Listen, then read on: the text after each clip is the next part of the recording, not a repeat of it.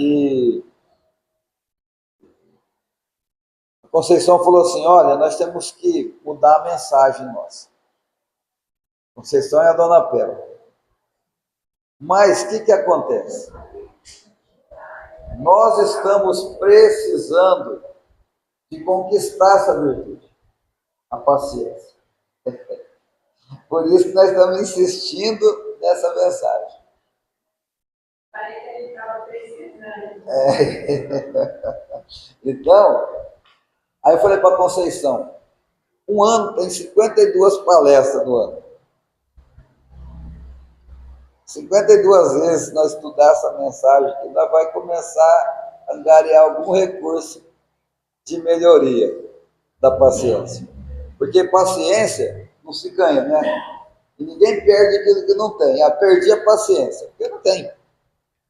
Então a gente tem que conquistar essa paciência.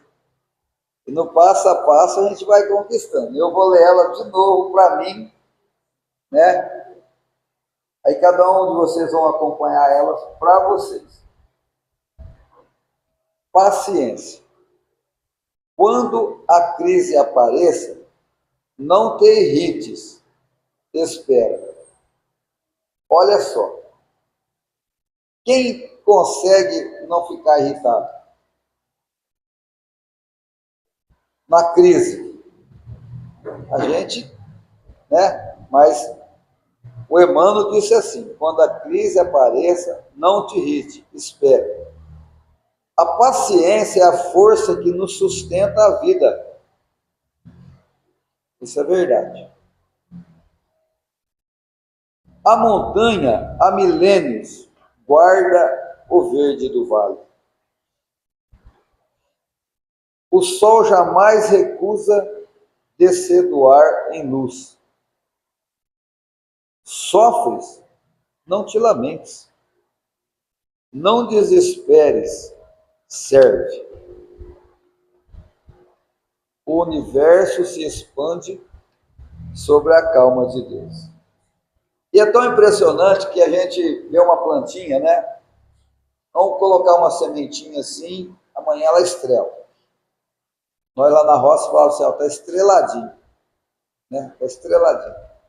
O matinho nasce estreladinho, mas nós não conseguimos ver ele crescer a olho nu, assim, na transformação dele.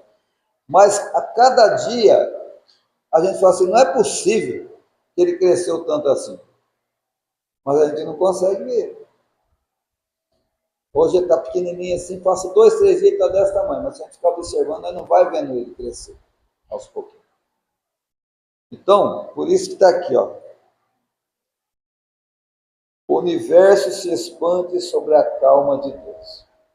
Então, passo a passo, nós vamos devagarinho, estudando, trabalhando e vamos adquirindo, sim, conquistando a virtude da paciência. Na hora que a gente nem percebe mais, aquilo que para nós era o fim do mundo, a gente já fala, não, peraí, é apenas a próxima cidade, não está tão longe assim. A gente vai se organizando. Bom, hoje nós temos o senhor Navarro conosco, por favor. Nós já perdemos até as contas, né? De quantas vezes. 13 anos, ele vem 2,5 vezes, 3 vezes por ano, então quanto vai dar? O pessoal já está ficando cansado. Tá nada. Mas tá, antigamente ele poderia fazer 3, agora tem que marcar uma só por ano. Já se cansou de nós. Não é verdade? Bom, só Deus, vamos fazer a prece para nós iniciarmos.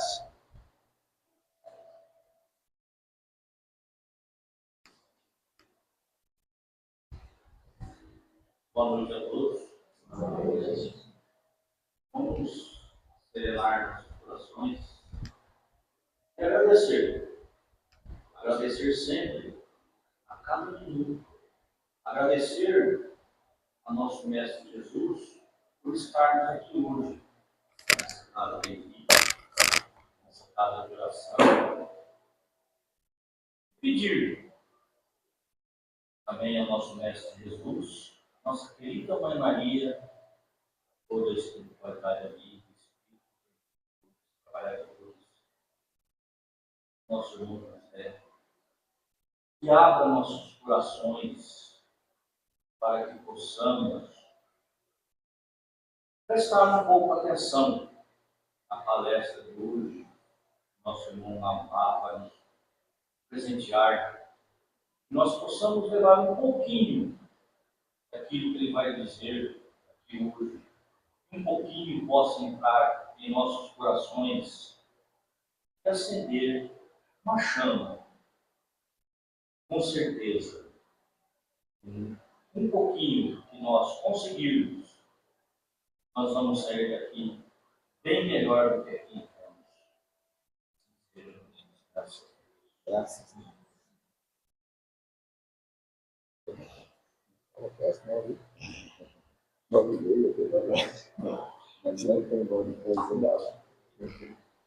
Você me arruma um pouco. Sim. Um pouquinho de água. É que a garganta hoje está meio seca. Minhas irmãs, meus irmãos, que o Senhor Jesus nos abençoe. É sempre uma alegria voltarmos à casa de Maria para revermos amigos. A oportunidade, claro, de estudar a doutrina espírita e o Evangelho do Senhor Jesus. Quero agradecer a oportunidade e rogo mesmo aos benfeitores que nos apoiem, que nos insuflam, para que nós consigamos tirar proveito na noite de hoje. Meus amigos, nós gostaríamos de conversar um pouquinho hoje, de refletir um pouquinho, baseando o nosso raciocínio em cima de algumas curas efetuadas pelo Senhor Jesus aqui na Terra. Porque...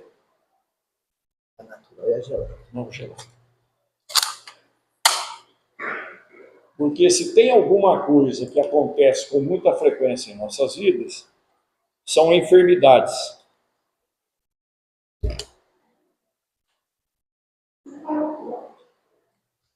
E se tem, por isso mesmo, uma coisa que o Senhor fez na Terra, foi curar doenças. E imaginemos, hoje nós temos acesso à farmácia, a UBS, a pronto-socorros, a hospitais. Nós temos acesso a muitos, mas muitos tipos de socorro na área de exame. Nós temos uma evolução imensa na área da cirurgia.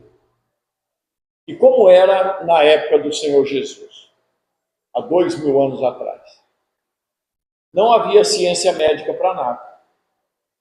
Para nada. Não havia remédios. Havia alguns que se colocavam na condição do médico, mas utilizava-se de plantas. A situação alimentar era precária. A situação na área da higiene era precária. Ora, resultava daí que nós vivíamos muito pouco quando nós estávamos na época de Jesus aqui. A expectativa de vida na época do Senhor não passava de 30 ou 35 anos. Só para referência, hoje, aqui no Brasil, as mulheres já têm previsão de existência para 80 anos. Homens sempre um pouco menos.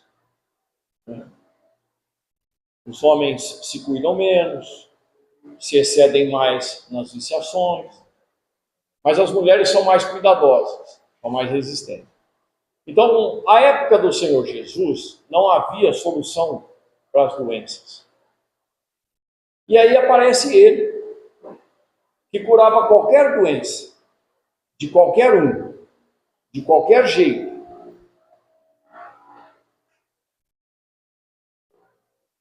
É natural que essas doenças e que essas curas estejam descritas no Evangelho. Para quê? Para a gente aprender. Há muitas curas efetuadas pelo Senhor Jesus que foram descritas no Evangelho. E hoje, com a doutrina espírita a nos esclarecer, nós conseguiremos compreender muito melhor as coisas, como elas são e qual é o impacto nosso nas nossas próprias enfermidades. Nós queremos conversar um pouquinho sobre isso hoje. O Evangelho traz a oportunidade de falar ao Espírito. O Senhor Jesus disse isso quando ele diz que as palavras que ele estava dizendo eram palavras de vida eterna, valeriam para sempre. Por quê? Porque falam ao Espírito. Então todas as descrições são ensinamentos para nós outros aqui na Terra. E a primeira cura que nós gostaríamos de analisar aqui é daquela mulher que há 12 anos tinha uma hemorragia. E ela já havia feito de tudo, gasto tudo que podia e o que tinha para ver se curava. Não, ela não conseguiu. Mas ela fica sabendo das curas que o Senhor Jesus efetuava. Ela fica sabendo. E aí ela fica sabendo que o Senhor Jesus passaria por perto da onde ela morava. Aquela mulher tomou uma decisão. Eu vou ter com ele. Mas ela impôs uma condição para ela mesma. Ela, poderíamos aqui arriscar o pensamento dela. Ela deve ter pensado, eu não preciso falar com ele. Ele não precisa me ver. Ele não precisa me tocar. Ele não precisa autorizar minha cura. Bastará, pensava ela, que só um toque meu na veste dele eu já fico curado. Então, aquela mulher foi atrás do Senhor Jesus. Mas é evidente, numa época que não tinha remédio para nada, e o Senhor cura qualquer coisa, tinha muita gente em torno dele, todo dia, ou o dia todo. E ela vai se infiltrando em meio à multidão, por trás, a multidão caminhando com o Senhor, ela vai se infiltrando, até que ela chega ao alcance do Senhor Jesus. E ela estica a mão e toca nas vestes do Senhor. Nesse momento, o Senhor Jesus para. Ele não só para quando ele questiona: quem foi que me tocou? Porque eu senti que de mim saiu virtude. Pedro tinha uma personalidade muito interessante. Pedro tinha uma facilidade para expor o que ia no mundo íntimo dele, e ele tinha muita liberdade com o Senhor Jesus. Porque quando o Senhor Jesus para e pergunta quem foi que me tocou, Pedro olha para ele, deve ter arregalado os olhos enormemente, e disse para o Senhor: mas como alguém te tocou? A multidão está te apertando e você quer saber quem te tocou? Olha a intimidade de Pedro com Jesus, dando uma dura no Senhor Jesus. O Senhor: Pedro, eu sei que alguém me tocou e de mim saiu virtude. Ou seja, alguém me tocou de forma diferente, intencionalmente diferente. E aí o Senhor se volta para trás, a mulher está ajoelhada no chão, chorando e curada. E o que o Senhor Jesus disse para ela? Mulher, a tua fé te curou. Não foi ele. Não foi o Senhor Jesus. Foi a fé dela. Suficiente para atrair as energias puras do Senhor Jesus. Vamos repetir.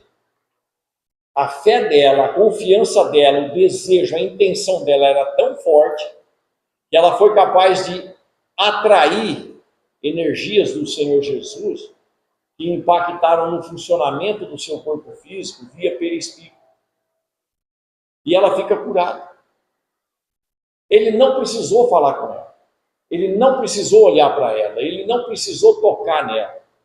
Mas ela foi suficientemente confiante para atrair as energias do Senhor Jesus para ela. E aqui, claro, cabe uma pergunta para nós outros, meus amigos.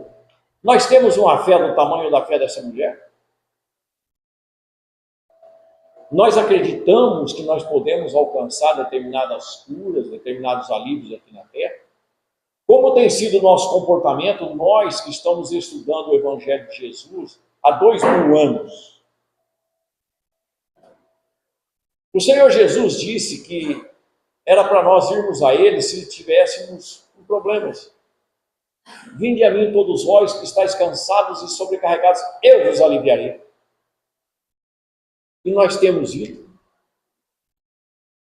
Como é que tem sido o nosso comportamento em termos de fé? Tem sala de passe aqui, Cícero? É ali? Eu vou contar para vocês, meus amigos, peço licença para isso, para contar uma experiência, uma experiência que eu fiz lá no Centro Espírita Franciscano Xavier. O nosso salão assim, uma porta ali, outra aqui, as pessoas entram no passe e saem por aqui. Normalmente 10 cadeiras, 10 passistas. As pessoas vão entrando e sentando na sequência. Costume da casa. Nas oportunidades de então que eu tive para ser passista, eu fiquei na cadeira mais próxima da porta, para observar as pessoas entrando na sala de passe. E foi muito curioso. Porque a primeira coisa que eu observei é que tem, não todos, tem algumas pessoas que só de pôr o primeiro pé dentro da sala de passe, já corre os olhos nos passistas para escolher com quem ela vai tomar passe. Ela quer escolher o passista.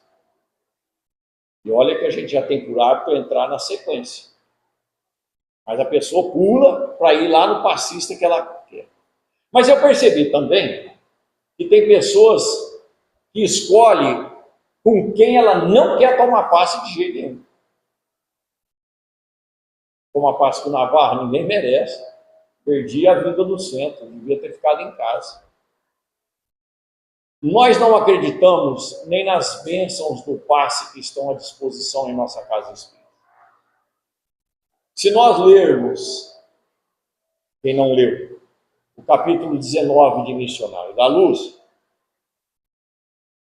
lá nós aprendemos que os espíritos que trabalham numa câmara de passe de uma casa espírita são espíritos altamente especializados, altamente eficientes, que representam o Senhor Jesus junto de nós. Mas e o médium? O médium é um instrumento que, se ele tiver de acordo, consciente, se ele tiver preparado, ele vai receber a bênção de receber a mesma energia que cada um dos que tomar passe com ele recebeu. Mas se você merece, você pode tomar passe até com o Navarro, você vai receber. Mas se a cabeça estiver voltada para receber o que veio buscar. Se eu entro desconfiado na sala de passe, é como eu sair ali fora um dia de chuvisqueiro com o guarda-chuva. Não molha a cabeça. Posso molhar os pés, mas a cabeça não molha. Então, a nossa fé, a nossa confiança não pode depender disso ou daquilo. Nós temos que nos direcionar ao Senhor Jesus, porque Ele disse que estaria conosco até o fim dos tempos e que não nos deixaria órfãos. E que é para ir a Ele quando estivermos com sofrimento. Mas a bênção hoje é tão grande que está disponível em vários lugares. Um centro espírita aqui, dezenas e dezenas de centros espíritas em Rio Preto, não sei quantos centros espíritas em Mirassol. Nós estamos falando do centro espírita, não é porque só centro espírita tem a bênção da cura. Não, não, não. É porque somos espíritas. Então, qual tem sido a nossa fé na busca para a solução dos nossos problemas, sejam eles fisiológicos ou de qualquer área? Nós que já raciocinamos, que sabemos das coisas da espiritualidade. Precisamos confiar. Mas confiar estudando, como foi dito aqui no começo, nas atividades da noite. Porque, ao conhecer, a gente sabe como fazer. Então nós precisamos estudar. Mas, sobretudo, confiar em Deus. e no Senhor Jesus. Aquela mulher é uma lição de fé para todos nós. Ela só precisou relar no Senhor e mais nada.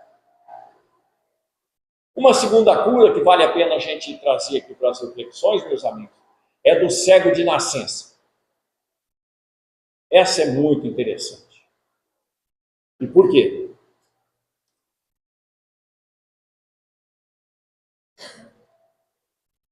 Porque ela traz muitos ensinamentos para nós outros. Novamente o Senhor estava caminhando, e claro, muita gente em volta dele, e um cego, que o evangelista disse que nasceu cego, começou a gritar por ele. Jesus, filho de Davi, Jesus, filho de Davi. Ele estava gritando tanto que teve pessoas que mandaram ele calar a boca. Fica quieto, não atrapalha o Senhor. Está escrito no Evangelho. Mandaram ele ficar quieto para não atrapalhar as atividades do Senhor. Mas aí o Senhor parou, olhou para ele e perguntou para ele: o que é que você deseja? Ora, o Senhor Jesus, nós sabemos, é o governador espiritual do planeta. Ele construiu o planeta, ele é um com o Pai. Pedro chegou a dizer a ele: Senhor, tu sabes tudo. Não saberia o Senhor Jesus o que aquele cego desejava? Sim, sabe. Olha, então por que ele pergunta? Para nos ensinar. Por quê? Porque o Senhor Jesus quis saber, através da exposição do próprio cego, que às vezes a gente fala as coisas que a gente quer quando não quer. E às vezes fala que não quer quando quer.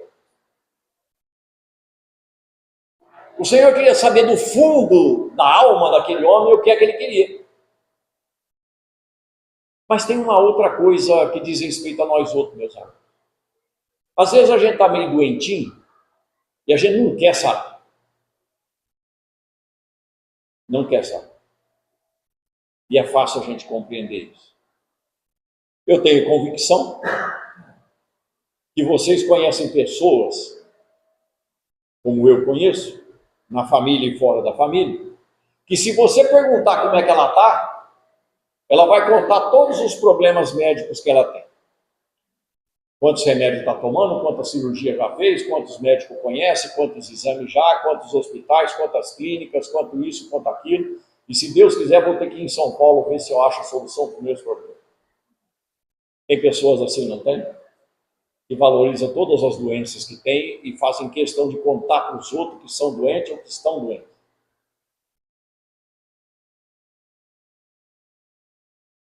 Tem pessoas, se você perguntar, se você falar perto dela que você está com dor de cabeça, ela vai falar que dor de cabeça estava ela ontem.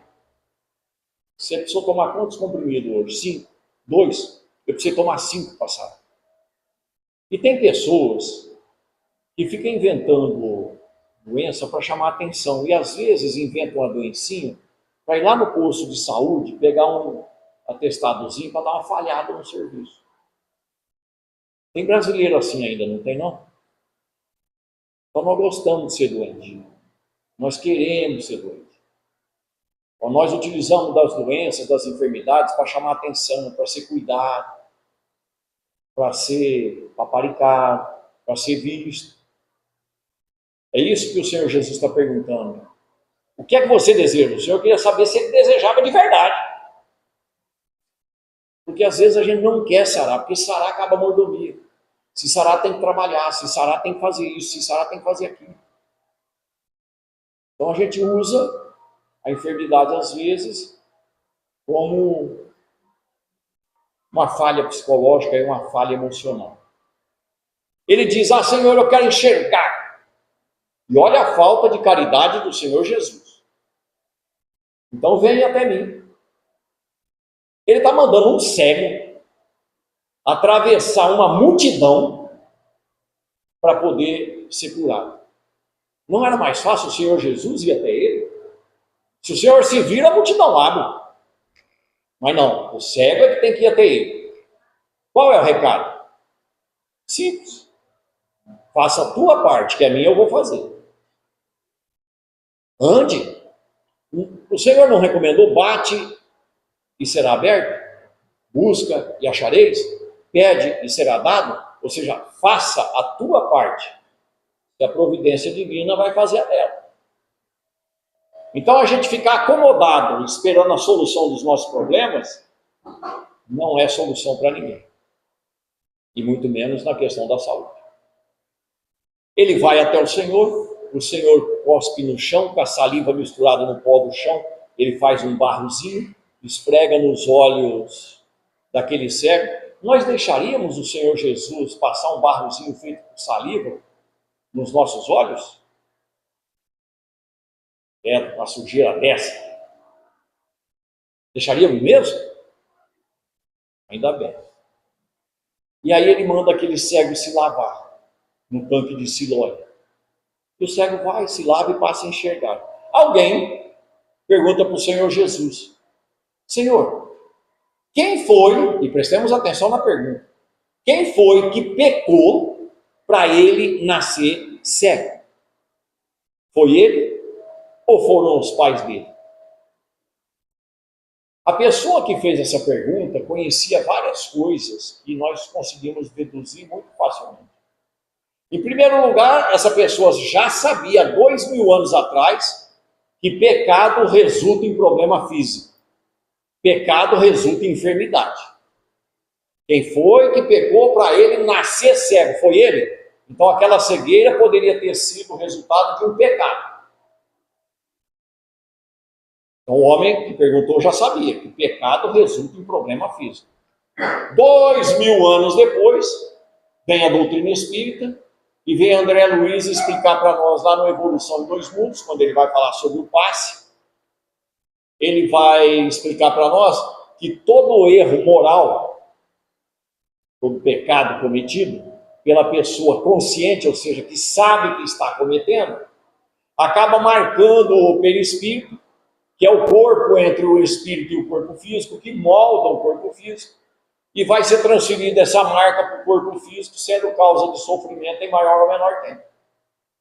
Então hoje nós já sabemos que os erros morais que nós cometemos, que causam prejuízo às pessoas e ao nosso espírito, acabam marcando o nosso perispírito, e quem vai filtrar essa energia desalinhada do perispírito é o corpo físico através das enfermidades.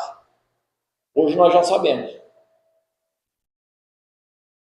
Mas por que ele perguntou dos pais? Porque essa pessoa sabia da reencarnação. Nasceu cego, pecou quando? Numa outra existência. Então ela sabia também que existe um registro. Onde é o registro? Justamente no perispírito.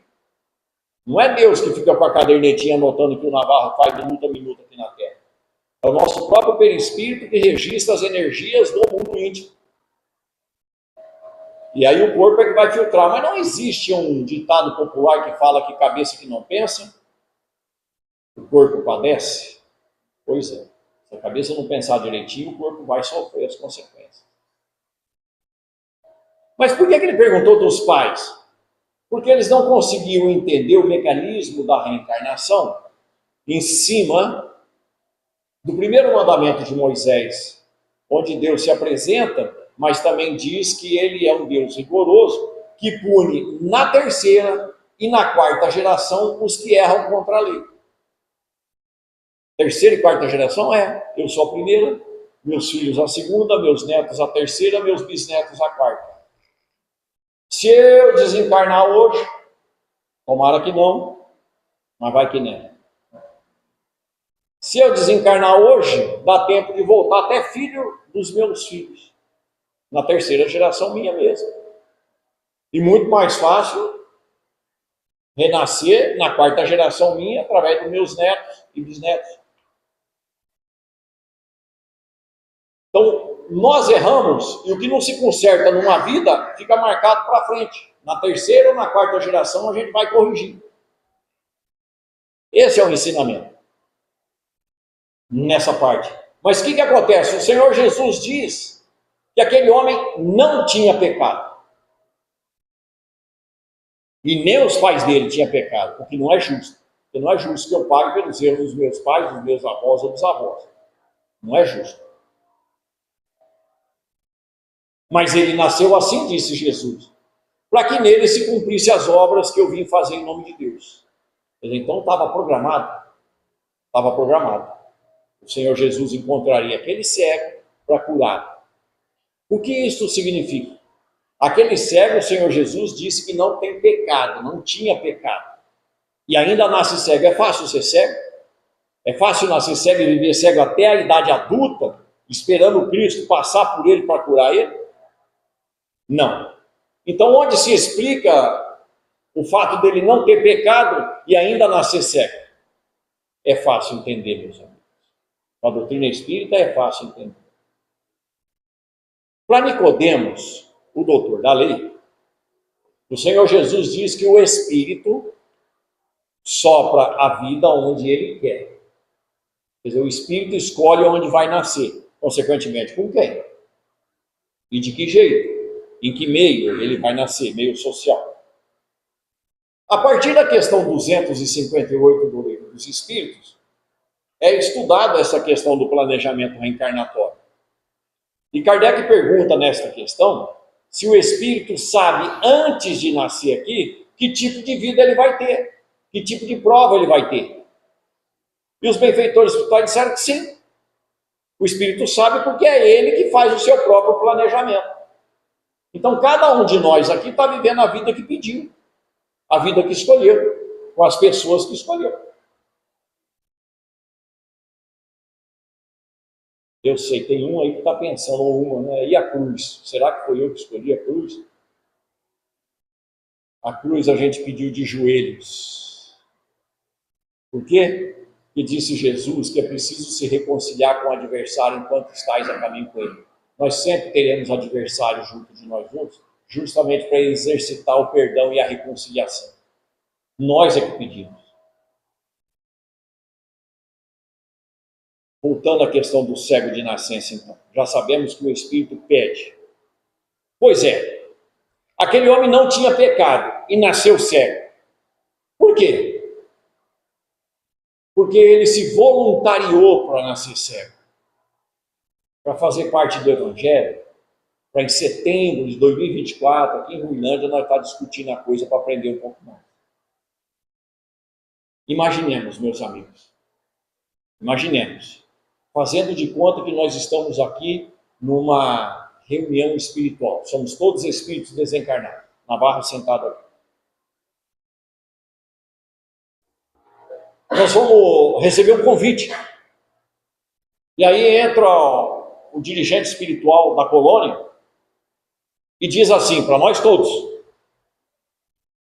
isso há mais de 2000 anos, nós estamos precisando de um voluntário para nascer cego, para o Senhor Jesus curá-lo na idade adulta, para constar no Evangelho. Quem de nós levantaria a mão de imediato? É só você. Eu sei, te conheço. Nós levantaríamos a mão para nascer cego? Difícil, né? Então, que tipo de espírito é aquele? Evoluído, igual o Cícero. Dedicado à causa do bem.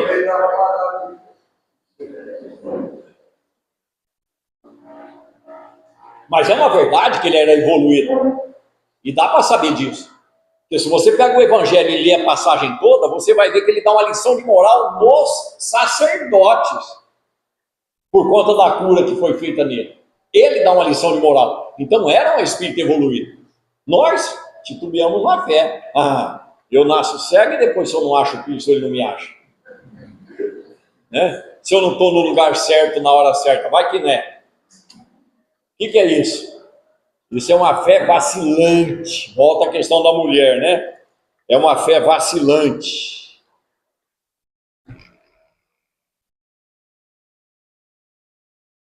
Resultado disso, dessa passagem. Tem doenças, tem problemáticas fisiológicas que a gente traz para essa vida que não tem nada a ver com o erro cometido no passado, mas tem a ver com uma proposta do Espírito para corrigir isso ou aquilo no seu comportamento, no seu entendimento, na sua moral. Mudar o jeito do Espírito pensar. E se vocês me permitem, eu posso dar o meu próprio exemplo. Eu acho que é o que aconteceu comigo. Há mais ou menos 15 para 16 anos atrás, na porta da minha vida eu escutei bater. E aí eu fui abrir e não gostei nada do que vi. Eu perguntei, quem é você? E ele disse para mim, eu sou o seu novo personal trainer. Mas como é que você se chama? Diabetes mellitus. Eu falei, o que você quer de mim? Te endireitar. Porque se você não se endireitar, eu vou judiar muito de você até te matar. Eu falei, passa a lista, urgente, eu tenho medo de morrer. Passa a lista. Uma listinha básica. Listinha básica. Primeira coisa, disse ele para mim, fecha essa boca. Você é muito esganado, você é comilão. Você come de tudo e muito. Para com isso. Você, como diz André Luiz, está cavando a sua sepultura com a boca. E já estava na metade. De lá para cá eu fechei a boca. Nesses 15, 16 anos, meus amigos, eu já eliminei 25 quilos. Corrigindo o jeito de se alimentar. No começo você passa vontade e passa fome. Mas depois você se equilibra. Dá trabalho? É evidente. Quando eu era criança podia, mas eu não tinha. Agora que tenho, eu não posso. Olha que provação. Mas é coisa do espírito. Segundo, vá ao médico. A medicina está aí para isso. E obedeça. Frequente regularmente o médico, faça seus exames regularmente e tome os remédios direitinho.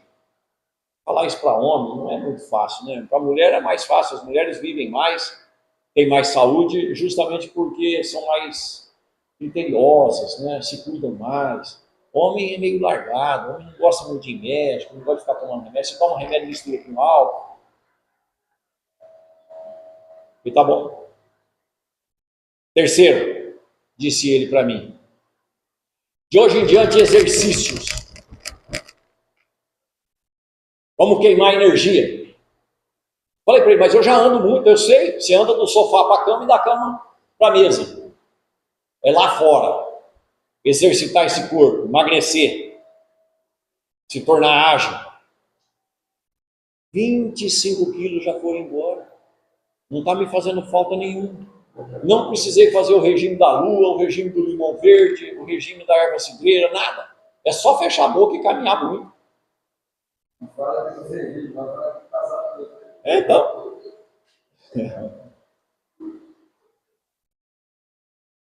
Mas o mais fácil ele deixou por último. De hoje em diante, você não vai mais se estressar com nada. Não vai esquentar a cabeça com nada nem com ninguém. Não vai se enervar, não vai se irritar. Vai ser uma calmaria. Eu falei, é comigo mesmo. Mas eu lembrei. E perguntei, mas e o trânsito de Rio Preto? Se fosse nos dias de hoje, eu ia perguntar para ele também, mas e o Corinthians? Nessa draga que está, não dá para esquentar a cabeça com isso? Ele disse para mim assim, todo desarranjo moral é como uma forte martelada numa área muito sensível. Na verdade, não foi ele que disse isso, mas ele me lembrou. Emmanuel diz isso no Pensamento em Vida. Que todo desarranjo emocional, todo desequilíbrio emocional, todo desequilíbrio na nossa irritação prejudica o funcionamento do corpo. Obrigado, querido. E hoje, Emmanuel diz isso há mais de 70 anos, mas hoje a ciência trabalha isso. Todo desequilíbrio emocional provoca doença no corpo. Se não leram, leiam Inteligência Emocional, um livro de ciência, falando disso. E outros tantos livros falando disso. Então, nós programamos determinadas enfermidades para corrigir o espírito, que foi o meu caso. Eu já devia ser glutão nas outras vidas, desregrado emocionalmente. Ainda sou, menos. O Espírito pede determinadas enfermidades para se curar espiritualmente. Então, qual que é a lição para nós? Qual é o tipo de enfermidade que a gente costuma ter? Perguntar para ela, enfermidade, o que ela quer ensinar para o nosso espírito. Isso chama-se princípio da psicossomática. Toda doença tem uma linguagem para o seu portador, para ensinar o espírito. Então, não podemos falar, eu vivo sofrendo porque eu atirei pedra na cruz. Não, eu vivo sofrendo porque eu passei roupa nas tábuas dos 10 mandamentos. Não, não é nada disso. É necessidade do espírito. E às vezes a gente está sofrendo por necessidade do nosso espírito se educar. Pensemos nisso. Uma terceira cura, também muito conhecida, é a do tanque de Betesda.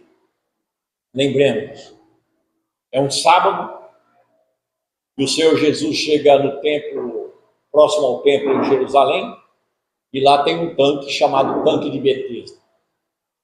Um tanque rústico, uma água sempre muito calma. Mas a cultura da época, os costumes da época, a tradição da época dizia que aquela água ali, naquele tanque, sempre muito tranquilo, de sábado, e só de sábado, tinha a possibilidade de curar qualquer um, de qualquer doença. Mas isso só era possível quando aquela água se mexesse, se agitasse. Eles entendiam que era um anjo que mexia na água com o cajado, invisível anjo. Mas também só seria curado o primeiro que conseguisse cair na água, relar na água. O raciocínio é o mesmo. Um monte de gente doente, sem remédio, sem médico, sem hospital. E aí tem um tanque, que se você for o primeiro a pular dentro, você fica curado da sua enfermidade. Tinha gente em volta desse tanque, meus amigos. 6 horas da manhã começa o dia do judeu. E aqui não vai chegando doente em volta desse tanque. Mas a água não tem hora para mexer.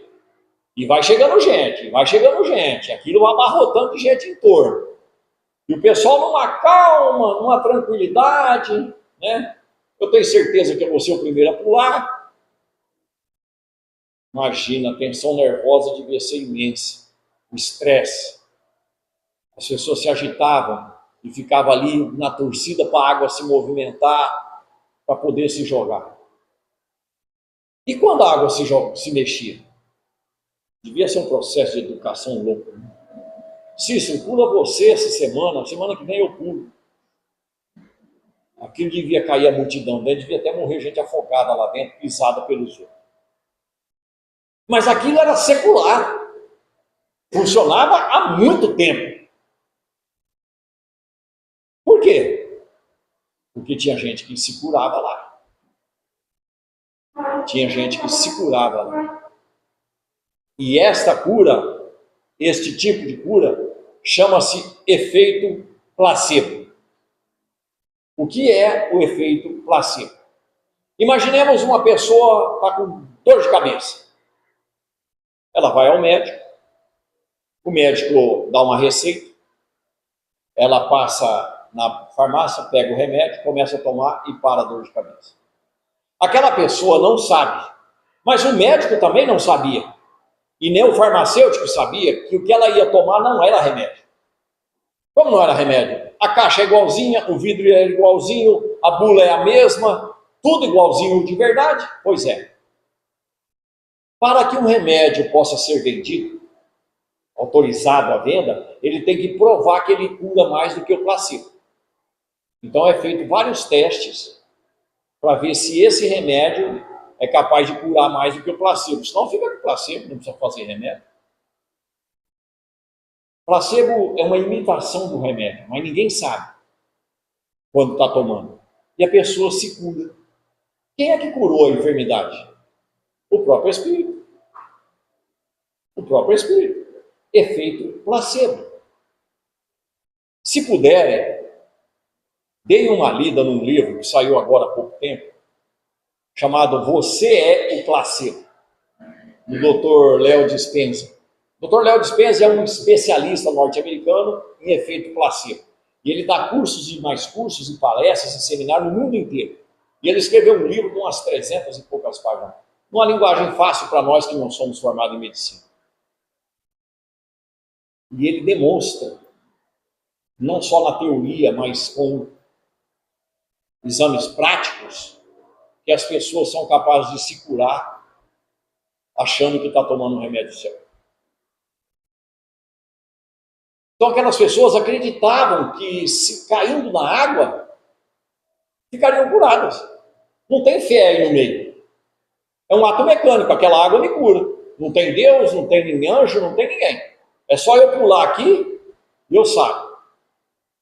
Pois é. Nesse ambiente chega o Senhor Jesus. E aí ele encontra um paralítico. E o evangelista diz que há 38 anos ele estava paralítico, sendo carregado na maca o tempo todo. Ele era carregado numa maca, ele não conseguia andar. E o Senhor pergunta para ele, de novo, hein? O que é que você deseja? Aquele homem não sabia com quem ele estava falando. Porque se ele soubesse, ele falava, Senhor, me cura. Mas ele fala para o Senhor, o que eu desejo é que alguém me jogue na água, nunca dá tempo. A hora que a água se mexe, eu começo a me movimentar na minha maca, já caiu a multidão lá dentro. Qual que é a pergunta, então? Ele acreditava que se fosse jogado na água ele ficaria curado? Sim. É o que ele pediu. O que é que disse o Senhor Jesus para ele? Levanta, toma a tua cama e anda. Rela em mim? Não. Vou te tocar? Também não. Vou te dar um passe? Não. Levanta, rapaz, pega a tua cama e anda. A intenção do Senhor Jesus foi suficiente para dar àquele moço energias para ele se recuperar, a começar do perispírito até o corpo físico. Mas tinha uma razão de ser. Ele está paralítico daquele jeito. Porque o Senhor o encontra depois, mais tarde, já curado, lá na escada do templo, e o Senhor Jesus diz para ele e para nós, para ele e para nós, olha, vê que agora você está são, mas vai, e não peques mais para não te acontecer coisa pior. Pecado tem ou não tem a ver com problema físico? O problema físico tem ou não tem a ver com pecado? Pois é, a nossa saúde vai melhorar mais quanto mais evoluídos nós nos tornarmos moralmente falando. Simples assim. Então nós vamos encontrar lá no item 112 do Livro dos Espíritos, quando Kardec está estudando na escala espírita, os espíritos puros, como o Senhor Jesus.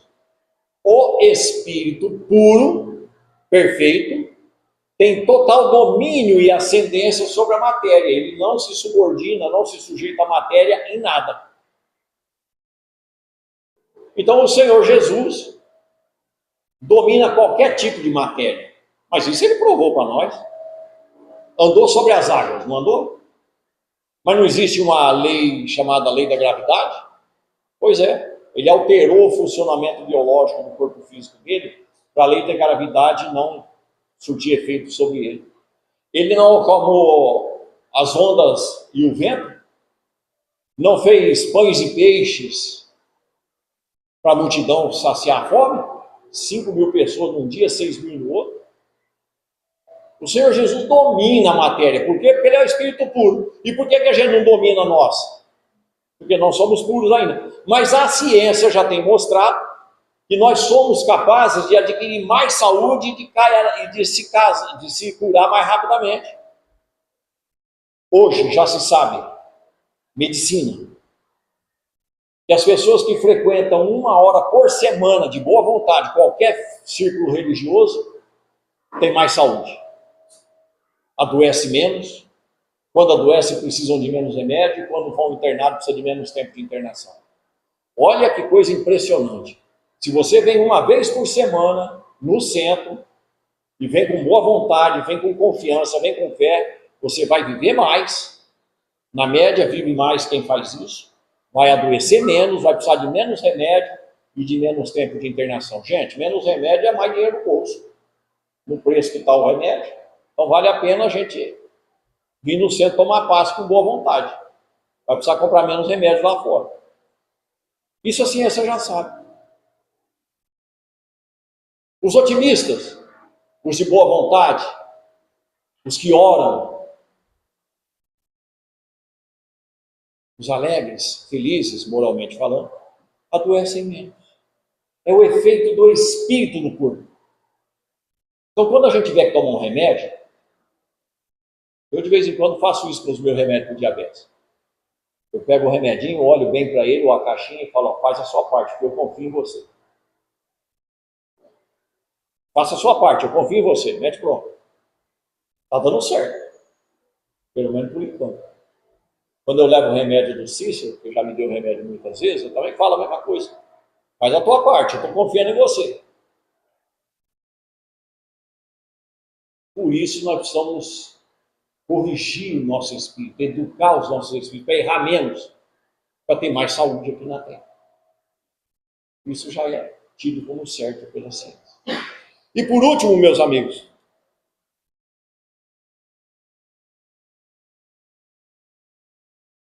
novamente é um sábado, e o Senhor está pregando numa sinagoga. E aí, naquela sinagoga, tinha uma mulher, lá no fundo, que há 18 anos estava sendo vitimada por um espírito de enfermidade, um demônio, que deixava ela curvada sobre si mesma. Ela não conseguia ficar na posição ereta. Ela ficava curvada assim. 18 anos. O Senhor Jesus chama ela, venha até mim. De novo, faça a tua parte. Não se esqueça de fazer a sua parte, de buscar a solução do seu problema, de tentar, como dizia Raul Seixas, né? Tente outra vez. Você será capaz de sacudir o mundo. Ela vai até ele, e olha o que o evangelista faz, escreve. O Senhor Jesus impõe as mãos sobre ela. O que é isso mesmo?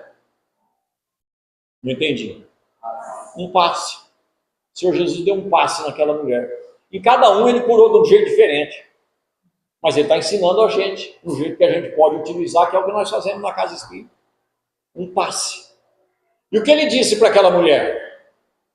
Mulher, os teus pecados estão perdoados. E a mulher volta ao normal instantaneamente. Então o que ela estava sofrendo era fruto do pecado, não era não? Era fruto de um erro que ela cometeu. Mas tem um ensinamento que a gente precisa firmar quando o Senhor Jesus fala isso para ela. Mulher, os teus pecados estão perdoados. O que é que o Senhor Jesus quis dizer? Que não existe condenação eterna. Não existe castigo de Deus. Não existe punição que não acaba nunca mais. Vai se lascar no fogo do inferno. Não. Kardec explica isso no livro O Céu e o Inferno, onde se estuda a justiça divina. Haverá, evidentemente, as consequências do erro. Mas é em função do erro que foi cometido. Não há suplício eterno. Quem criou o inferno fomos nós, seres humanos. Então, aquela mulher passou 18 anos sofrendo em função do erro que ela cometeu. Por quem ela cometeu o erro? Com aquele espírito que estava perturbando ela. Na época, eles chamavam de demônio. E hoje, nós chamamos de obsessor. Um espírito que quer fazer alguém sofrer porque está perseguindo alguém.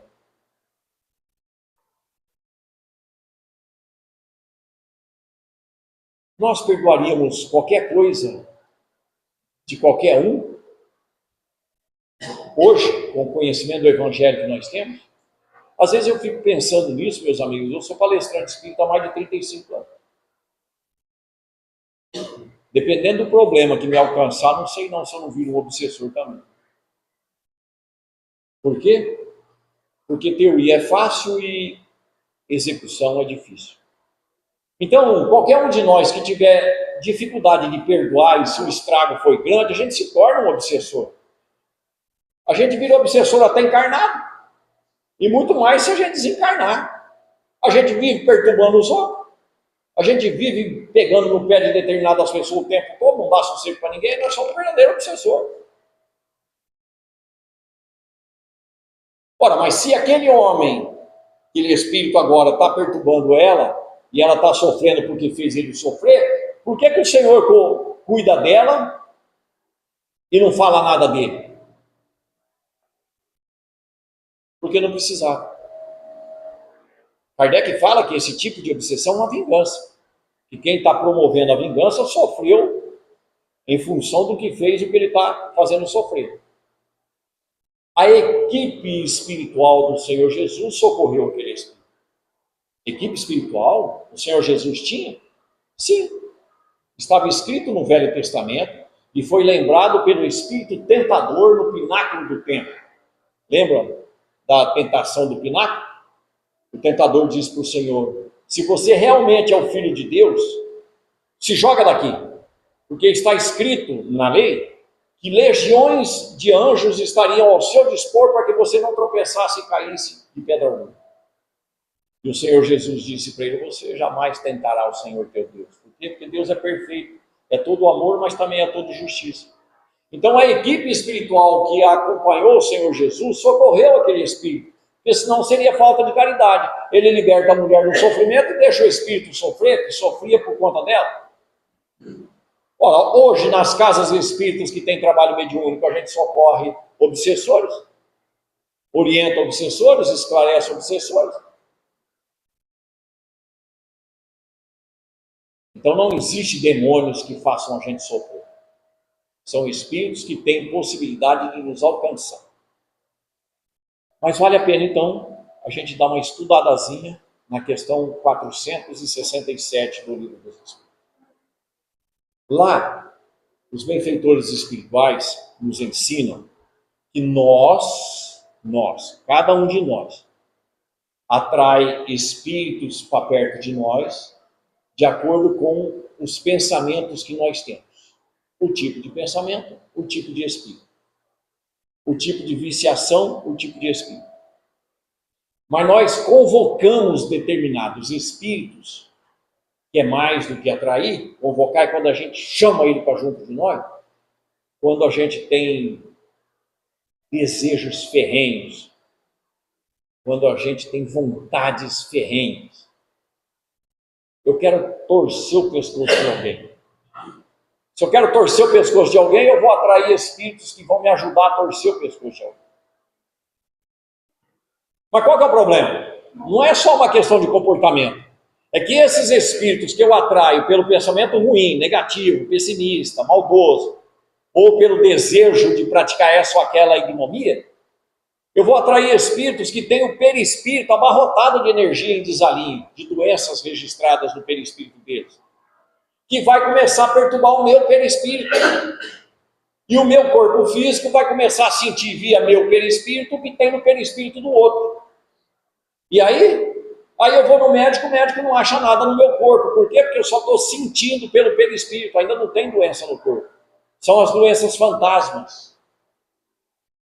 Fora aquelas que são criadas pela nossa própria mente.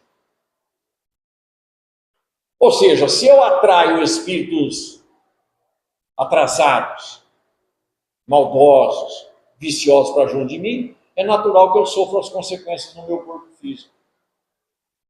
E aí eu vou falar que fizeram um trabalho contra eu, que estão me perseguindo espiritualmente. Não, é eu que estou atraindo esses espíritos para junto de mim. Com o meu pessimismo, com a minha má vontade, com a minha falta de educação, com a minha viciação mental, com a minha viciação fisiológica, eu vou atraindo espíritos que vão transferir a doença deles para o meu corpo físico. Não estava escrito lá no programa reencarnatório, não. É a opção do espírito aqui. Então nós precisamos pensar muito bem nisso. É a lição que fica nessa passagem também a presença de um espírito fazendo a gente ficar doente. Queremos saúde? Vigiai e orai, dizia o Senhor Jesus, para não cairdes na tentação, não só de pensar o mal, mas também de praticar o mal. Isso vai trazer mais saúde para todos nós. Percebamos, meus amigos, que o Evangelho é inesgotável em informações para a nossa mudança. Por isso nós temos a necessidade de estudar a doutrina espírita e o Evangelho do Senhor Jesus. Porque ele mesmo disse que quando ele enviasse o Consolador não só nos esclareceria sobre todas as coisas que dizem respeito ao nosso espírito, quanto nos faria lembrar das coisas que ele, Jesus, disse.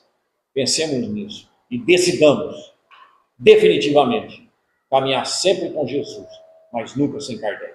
Muito obrigado a todos e muita paz.